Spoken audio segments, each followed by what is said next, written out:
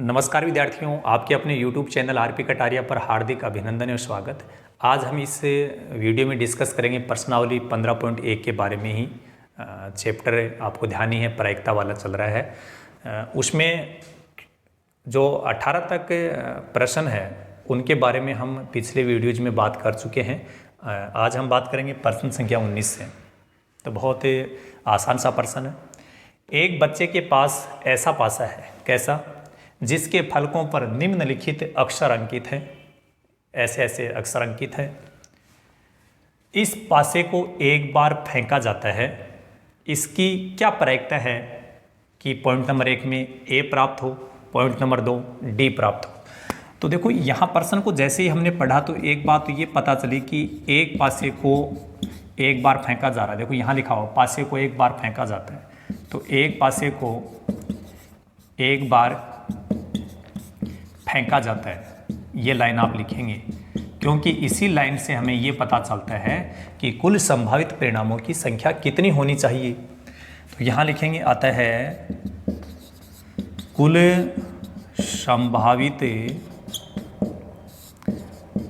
परिणामों की संख्या, कुल संभावित परिणामों की संख्या कितनी होगी, 6। इसके बाद में लगा दीजिए सूत्र, हम बता देंगे आपको उत्तर। क्या समझ में आई बात है? आपको लगाना है सूत्र। ऊपर तो आएगा अनुकूल परिणामों की संख्या बटे में कुल संभावित परिणामों की संख्या। अब हम पॉइंट नंबर 1 के लिए बात करते हैं। प्रायिकता ज्ञात करनी है कब, जब ए प्राप्त हो। तो आपको 6 फलक यहाँ बता रखे हैं। 6 फलक पे कौन सा लेटर कहाँ आ रहा है वो सब दिखाई दे रहा है। तो ए की बात हो रही है, तो पहले ये देख लो ए कहाँ आ रहा है। एक तो ए यहाँ पर आ रहा है, एक यहाँ पर आ रहा है। तो ए कितनी बार आ गया, 2 बार। तो ए प्राप्त होने के लिए अनुकूल परिणाम 2 हो गए। बटे में आता है कुल संभावित परिणामों की संख्या, ये रही 6। बस अब कोई दिक्कत नहीं है। 2 का भाग 2 में 1 बार जाता है और 6 में जाता है 3 बार। ये इसका उत्तर हो गया। यदि हम पॉइंट नंबर 2 की बात करें, पॉइंट नंबर 2 में प्रायिकता पूछ रहा है किसकी, कि जब उस पासे पर क्या प्राप्त हो, डी प्राप्त हो। तो यहाँ देख लो डी कितनी बार आ रहा है, 1 ही बार आ रहा है। तो ये हो गया अनुकूल परिणाम, और कुल परिणाम तो ये 6 ही होंगे, 1/6। ये आपका उत्तर हो गया। ठीक है। अब तो प्रश्न संख्या 20 है, वो अपन कंप्लीट नहीं करेंगे क्योंकि वो बोर्ड एग्जाम के सिलेबस में नहीं है, वो नहीं आएगा। बिल्कुल माध्यमिक शिक्षा बोर्ड ने खुद ने ही बुक में बताया है। तो 20 का प्रश्न हमें नहीं करना है। 21 का जो प्रश्न है वो हम करेंगे, उसको आप समझ लें। 144 बॉल पेनों के एक समूह में 20 बॉल पेन खराब हैं। तो इस पहली लाइन में अपने को ये पता चला कि एक समूह का मतलब है कि इसमें सभी प्रकार के पेन हैं। तो कुल पेन हो गई 144। तो ये जो 144 है ये हो गए कुल पेन। कुल पेन कितने हो गए, 144। 20 बॉल पेन खराब है। तो यहाँ खराब पेन कितने बताए गए हैं, 20। देखो टोटल पेन 144 है, जिनमें से 20 खराब हैं। तो आप बता सकते हैं कि अच्छे पेन कितने हैं। भाई 144 हमारे पास में टोटल पेन है, जिसमें खराब भी और अच्छे दोनों ही पेन हैं। अब यदि उनमें से खराब पेन यदि 20 ही हैं तो बाकी कितने बच गए, 124। ये क्या हो गए, अच्छे पेन। कुल पेन नाम जहाँ पे आ रहा है, कुल का नाम आते ही आपके माइंड की खिड़कियाँ खुल जानी चाहिए और आप लोगों को याद आना चाहिए कि ये कुल का मतलब क्या है, कुल संभावित परिणामों की संख्या। कुल संभावित परिणामों की जो संख्या है वो कितनी हो गई, 144, क्योंकि कुल पेन 144 है। चलो आगे पढ़ते हैं। 144 बॉल पेनों के एक समूह में 20 बॉल पेन खराब है, यहाँ तक तो हम समझ गए, और शेष अच्छे हैं। तो 20 खराब थे, तो 144 में से 20 घटाने पर शेष कितने बचेंगे, 124 से बचेंगे, वो अच्छे हैं। आप यहाँ बात ध्यान से समझना। आप वही पेन खरीदना चाहेंगे, कौन सा पेन खरीदना चाहेंगे हम, जो अच्छा हो। ये बात तो सही है। परंतु खराब पेन आप खरीदना नहीं चाहेंगे। यहाँ समझना है कि हम वही पेन खरीदेंगे जो अच्छे हैं और हम उन पेनों को नहीं खरीदेंगे जो अच्छे नहीं हैं।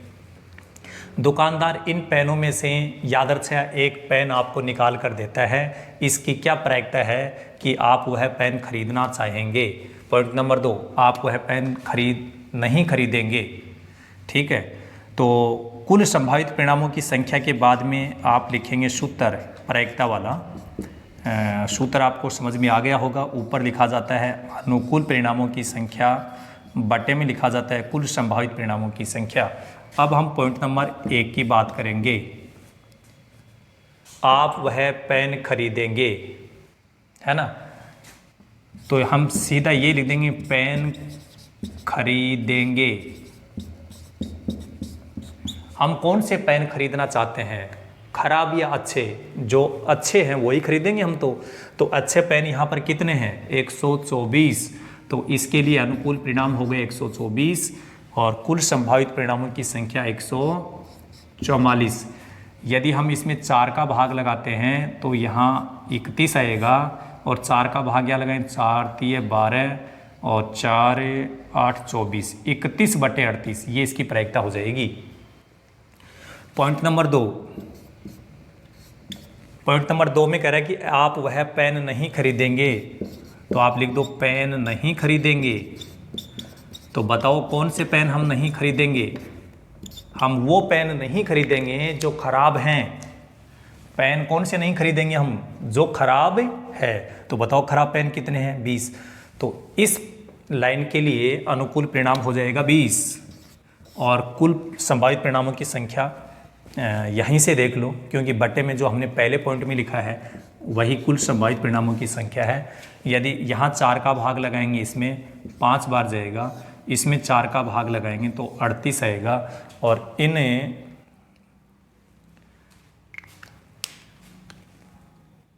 दोनों को जब हम सरल करेंगे तो इससे आगे ये सरल नहीं होता है। ठीक है, तो यहाँ पर ये संख्या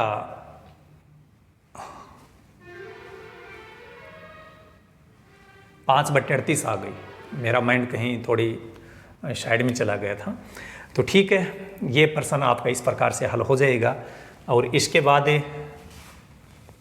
आगे देखिए, प्रश्न संख्या यदि अपन 22 की बात करें तो प्रश्न संख्या 22 जब आप पढ़कर देखोगे तो वो ठीक 13 के एग्जाम्पल पे आधारित है। तो हमने सभी एग्जाम्पल आपको कंप्लीट करवा दिए। जिस विद्यार्थी ने 13 के एग्जाम्पल को समझ लिया है वो विद्यार्थी 22 के क्वेश्चन को भी आराम से हल कर देगा। तो 22 का जो क्वेश्चन है वो आप 13 के एग्जाम्पल को समझ करके हल कर लेंगे। ठीक है, क्योंकि अपन यहाँ प्रत्येक पर्सन के बारे में यदि बात करेंगे तो काफ़ी वीडियो लेंथी हो जाएगा, आवश्यकता भी नहीं है। जिसको 13 का एग्जाम्पल आता है उसको 22 का प्रश्न आएगा, निश्चित रूप से आएगा। अब हम सीधी बात करते हैं प्रश्न संख्या 23 के बारे में। प्रश्न संख्या 23 है कि एक खेल में 1 रुपये के सिक्कों को 3 बार उछाला जाता है। एक खेल में 1 रुपये के सिक्के को 3 बार उछाला जाता है और प्रत्येक बार का परिणाम लिख लिया जाता है। और प्रत्येक बार का परिणाम लिख लिया जाता है।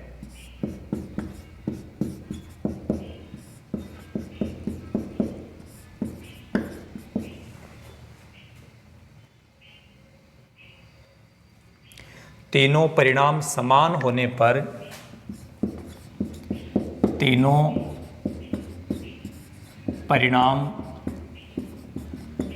समान होने पर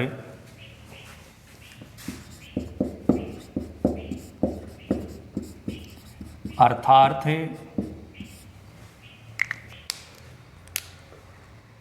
तीन चित या तीन पट प्राप्त होने पर, तीन चित या तीन पट प्राप्त होने पर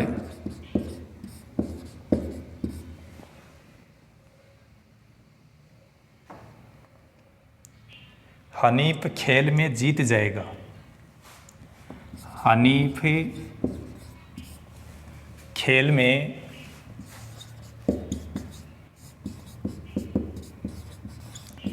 जीत जाएगा, अन्यथा वह हार जाएगा। अन्यथा वह हार जाएगा। हनीफ के खेल में हार जाने की प्रायिकता परिकलित कीजिए। हनीफ के खेल में हार जाने की प्रायिकता ज्ञात कीजिए। एक बार प्रश्न को समझ लीजिए।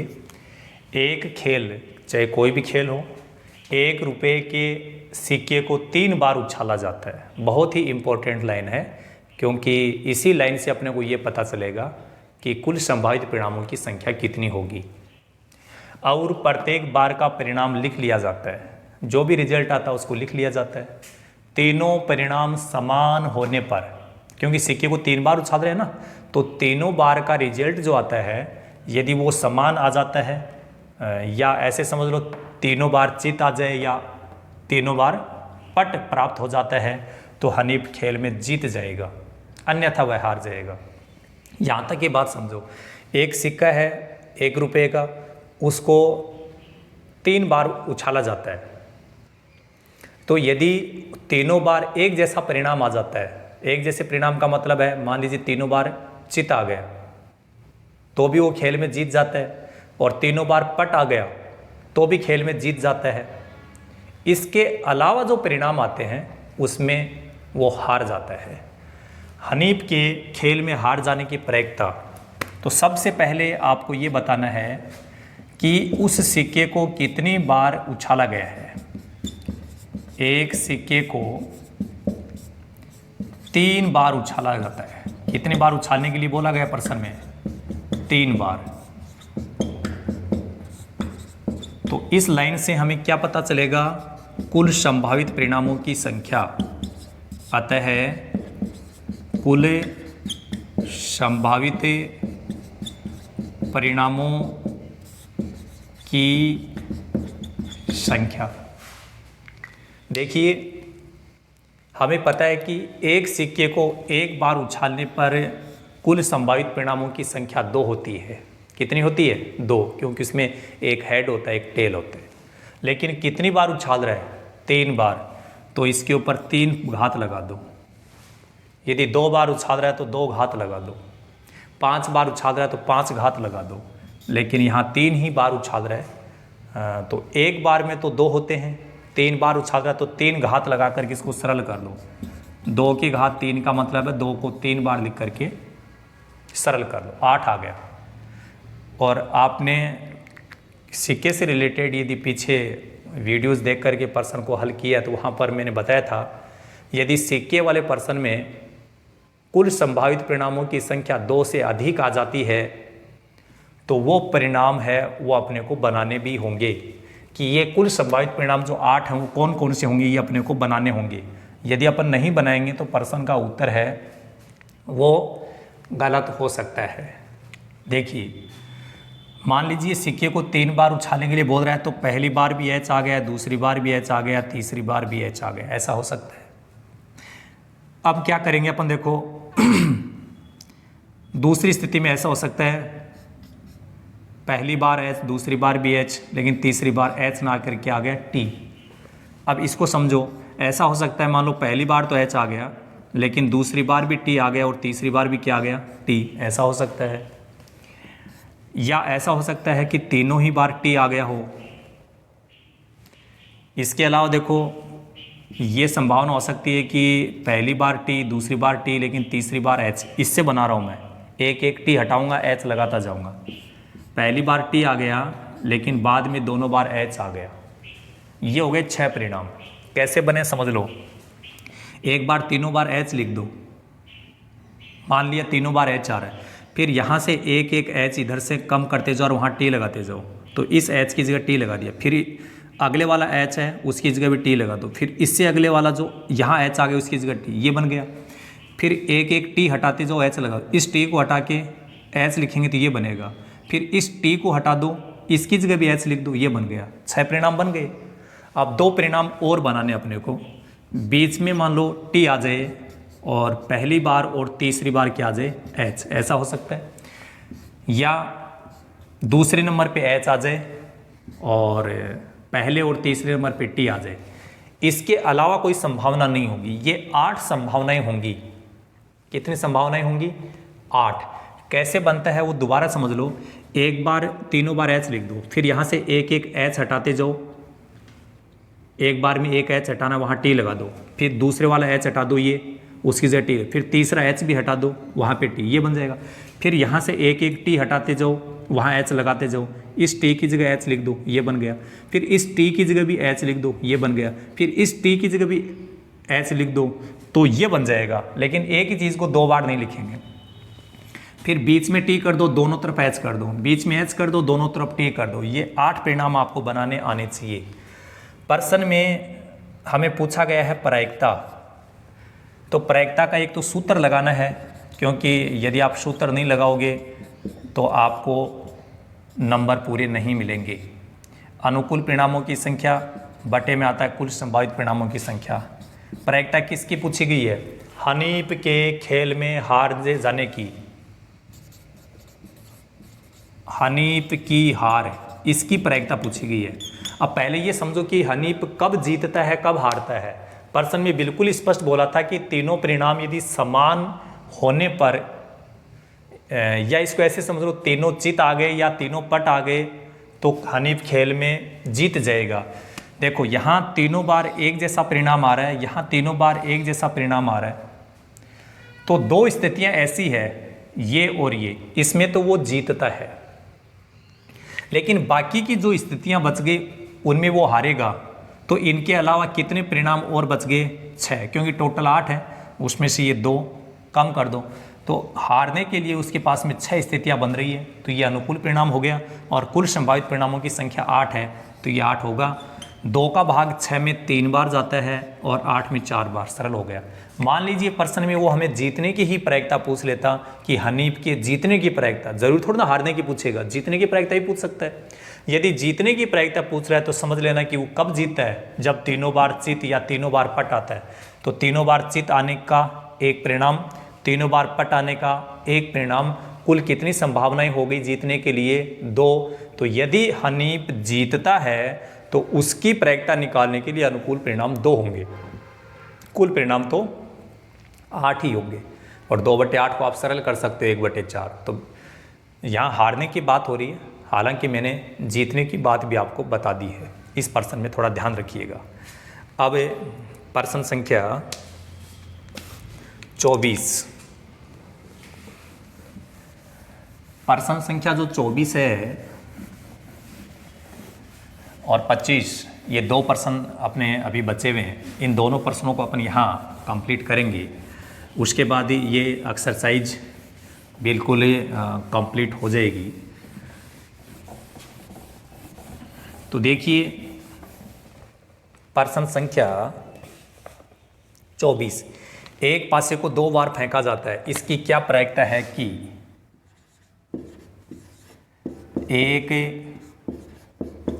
पासे को 2 बार फेंका जाता है।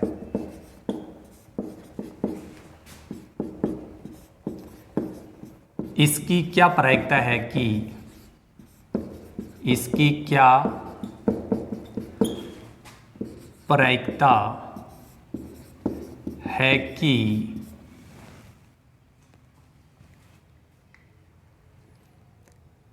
5 किसी भी बार में नहीं आएगा। 5 किसी भी बार में नहीं आएगा।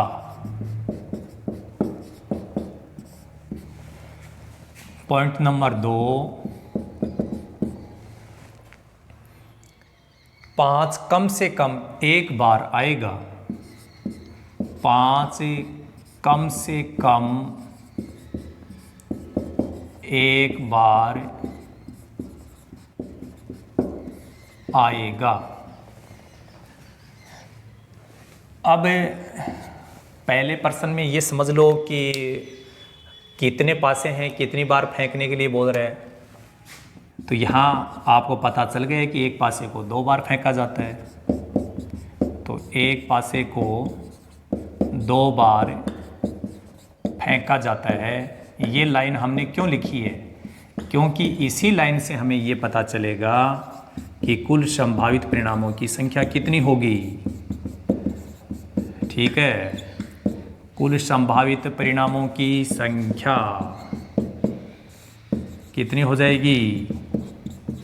कुल संभावित परिणामों की संख्या एक बार में 6 होती है, आपको पता है। और यदि 2 बार उछाला जा रहा है या 2 बार फेंका जा रहा है तो इसके ऊपर 2 पावर लगाओ या उसको 6 गुणा 6 लिखो और उसको सरल करो 36। ये 36 परिणाम कौन से होंगे ये भी अपने को बना लेने चाहिए। यदि बना लोगे तो थोड़ा आसान हो जाएगा इसको समझना। हालांकि बिना बनाए भी मैं ये बता सकता हूँ, लेकिन आप लोगों को थोड़ी समस्या आ सकती है।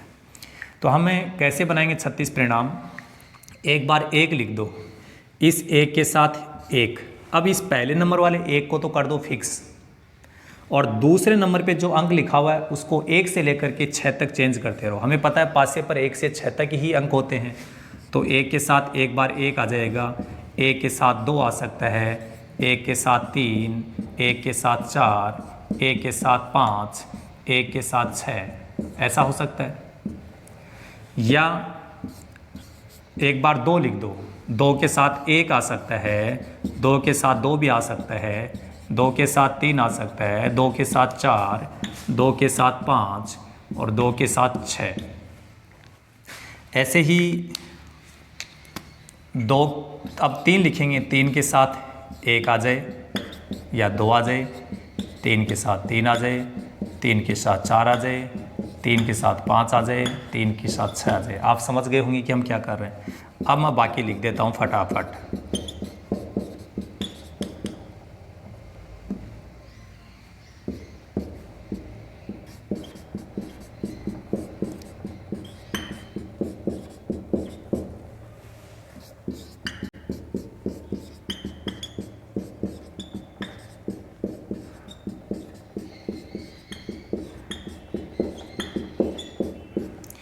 और अब अंतिम लाइन है, 6 के साथ 1 से लेकर के 6 तक कोई भी अंक हो सकता है।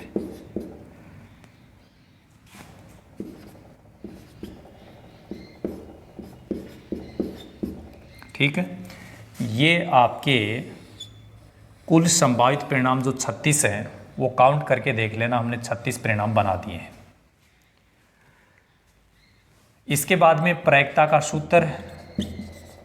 तो प्रायिकता का सूत्र आप सब जानते हैं, ऊपर अनुकूल परिणामों की संख्या और बटे में कुल संभावित परिणामों की संख्या। कुल संभावित परिणामों की संख्या, यहाँ आएगी अनुकूल परिणामों की संख्या। सीधे पहले पॉइंट में चले जाओ। पहले पॉइंट में पूछा है 5 किसी भी बार में नहीं आएगा। लिख दो, 5 किसी भी बार नहीं आएगा, इसकी प्रायिकता पूछ रहे। तो हमें ऐसे कोष्ठक देखने हैं जिसमें 5 आ ही नहीं रहा है। देखो यहाँ तक कहीं पे 5 नहीं है तो 4 ये हो गया। या ऐसे समझ लो 5 किसी भी बार नहीं आएगा, इसका मतलब क्या है कि उनको छोड़ना है जिसमें 5 आ रहा है। तो एक तो 5 यहाँ आ रहा है, एक यहाँ आ रहा है, एक यहाँ आ रहा है, एक यहाँ आ रहा है, 4 तो ये हो गए, और 5 यहाँ पर भी आ रहा है, 6 परिणाम ये हो गए, 4 और 6 10, और 5 यहाँ पर भी आ रहा है 11। तो इनमें ऐसे ब्रैकेट कितने हैं जिसमें कहीं न कहीं 5 आ रहा है, वो है 11। लेकिन ऐसे कितने ब्रैकेट हैं जिसमें 5 कहीं पे आ ही नहीं रहा है, तो वो कितने हैं 25। गिन के देख लो, ऐसे कितने ब्रैकेट हैं उनको गिन लो जिसमें 5 नहीं आ रहा है। तो आप इनको गिन के देख लेना, ऐसे ब्रैकेट आपको 25 मिलेंगे। 5 जब किसी भी बार नहीं आएगा तो ऐसे ब्रैकेट आपको कितने मिलेंगे 25, और कुल संभावित परिणामों की संख्या कितनी है 36। ये सरल इतना ही होगा। पॉइंट नंबर 2 में कह रहे हैं कि 5 कम से कम एक बार आएगा, कम से कम एक बार आएगा। ठीक है, तो हमें ऐसे कोष्ठक बताने हैं या ऐसे कोष्ठक देखने हैं जिसमें 5 कहीं न कहीं आता हो। एक बार तो आना ही चाहिए, कम से कम का मतलब है जितना बोला है, एक बार बोला है तो एक बार आना चाहिए। तो ऐसे कितने कोष्ठक है जिसमें एक बार तो कम से कम 5 आ ही रहा है, ज़्यादा भले ही चाहे आता हो। तो ऐसे कोष्ठक देखो 1 2 3 4, और यहाँ पर कहीं न कहीं 5 आ रहा है, तो कम से कम एक बार मिलेगा। 6 ये हो गए, एक ये हो गया, तो टोटल 11 ब्रैकेट हो गए। तो यहाँ अनुकूल परिणाम हो गया 11 और कुल परिणाम है 36। तो ये इसका उत्तर हो जाएगा। अब हम बात करते हैं अंतिम पॉइंट की। लास्ट का क्वेश्चन बचा है प्रश्न संख्या 25, और जैसे ही प्रश्न संख्या 25 कंप्लीट होगा, ये पूरी प्रश्नावली जो है वो कंप्लीट हो जाएगी।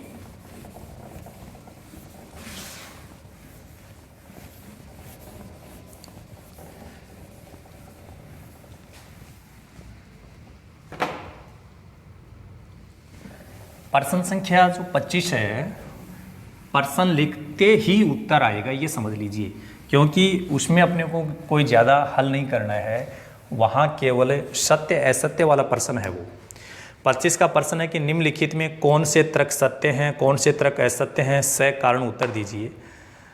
तो इसमें पहले पॉइंट में बोला गया है सत्य असत्य बताना है। 25 के प्रश्न में क्या बताना है अपने, सत्य या असत्य, ये बताना है। ठीक है, और इसके लिए पहला पॉइंट दिया गया है कि यदि 2 सिक्कों को एक साथ उछाला जाता है तो, यदि 2 सिक्कों को एक साथ उछाला जाता है तो, उछाला जाता है तो इसके 3 संभावित परिणाम,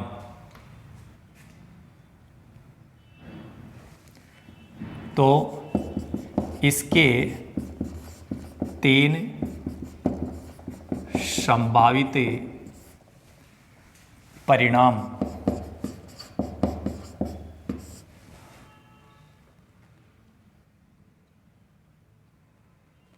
दो चित, 2 पट या प्रत्येक एक बार। 2 चित,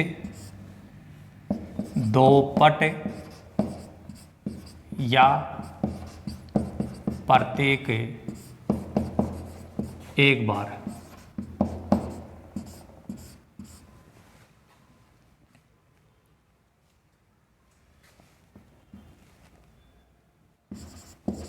अतः इनमें से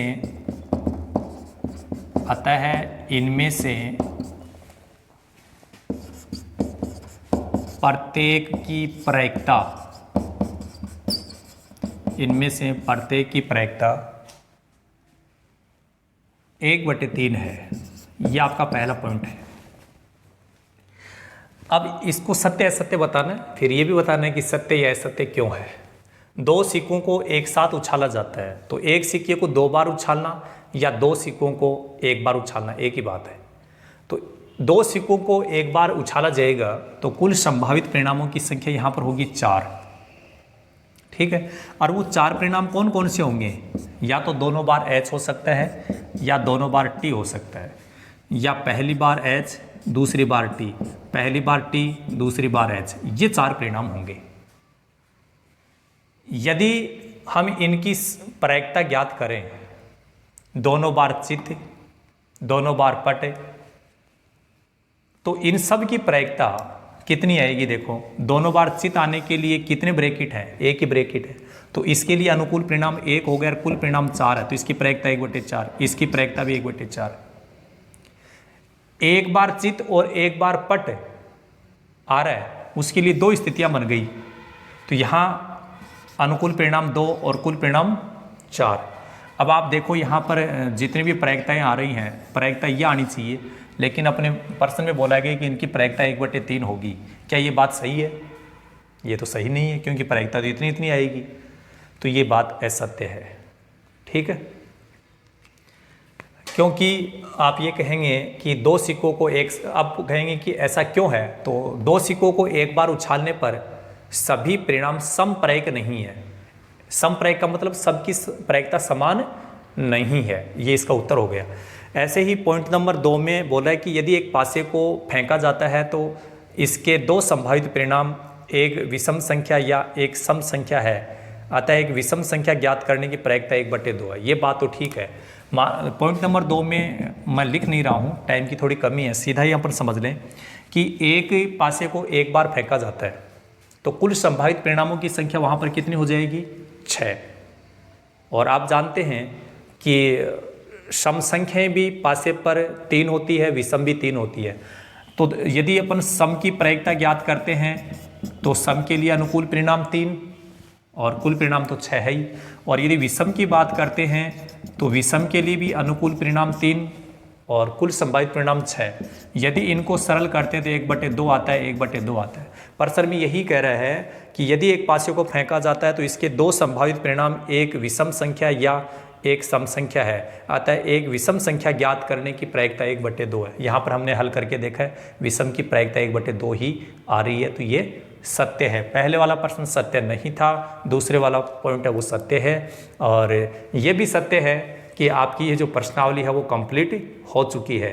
एक बार सभी विद्यार्थियों से मेरा यही अनुरोध है कि जो ये चाहते हैं कि प्रायिकता के प्रश्न मेरे जहन में अच्छे से दिमाग में सेट हो जानी चाहिए, तो उसके लिए एक इलाज है कि आपको हमारे जितने भी वीडियोज़ हैं उनको स्टार्ट से एंड तक देखना होगा। लेकिन क्योंकि हाँ, हो सकता है कि हम कौन सी बात कब काम की बता दी जाए, पता नहीं चलेगा आपको। इसलिए स्टार्ट से लेकर के एंड तक जरूर देखिएगा, तो आपको प्रायिकता वाले प्रश्नों में किसी भी प्रकार की समस्या नहीं आएगी। इस वीडियो में केवल इतना ही। So thank you so much, all the best, be positive always.